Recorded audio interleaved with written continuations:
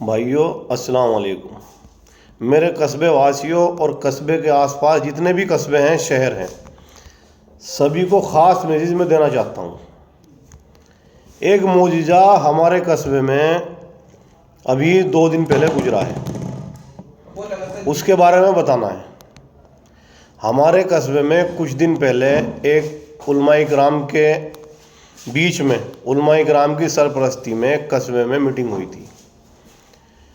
उस कस्बे में मीटिंग में ये तय किया गया था कि डीजे और पटाखे पर पूरे कस्बे में पाबंदी लगेगी, और जो कोई डीजे और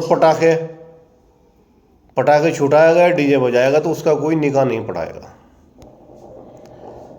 हमारे यहाँ कस्बे में एक नई आबादी है, उसको चंदनपुरी कहते हैं। उसमें जोगी समाज में एक बारात आ रही थी। वो जोगी समाज ने परसों हमारे यहाँ गाड़ी वाले पे बारात को रोक दी। उस बारात में डीजे भी था, बैंड बाजा भी था। उन्होंने बारात रोक के पहले निकाह पढ़वा लिया। इमाम साहब को कहा कि जी कुछ नहीं होगा, बिल्कुल शांति के साथ सब कुछ हो रहा है। इमाम साहब से निकाह पढ़वा लिया। उसके बाद उन्होंने वहाँ जाके निकाह पढ़वा के फिर डीजे बजाया, खूब नाच गाना करा, और इमाम साहब को पहले ही खाना भी खिलवा दिया था। तो धोखा करा उन्होंने, दीन के साथ मजाक करी। इमाम साहब को बड़ी तकलीफ़ हुई, इमाम साहब रोए उस बात पे बहुत। जो जिन आदमियों को पता लगा सबको बड़ी तकलीफ़ हुई। फिर उसके बाद उनकी बारात जानी थी अगले दिन पानीपत।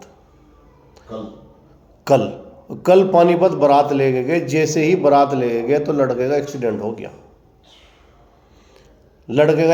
गया। वहाँ भी वे डीजे ही लेके जा रहे थे। अस्पताल में लड़का चला गया।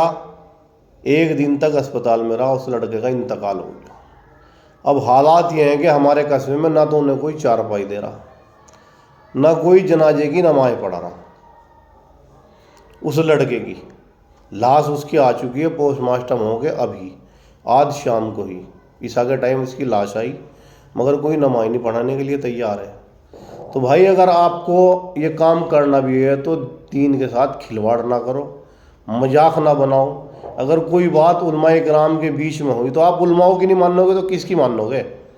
भाई शैतानों की हम नहीं मान रहे, बड़े आदमियों की हम नहीं मान रहे, और उलमाओं की भी नहीं मान रहे, तो फिर तख्ता गुम होना ही है भाई। ऐसे ही हालात होंगे, ऐसे ही मौजूद होंगे। इनसे बचो, तौबा करो।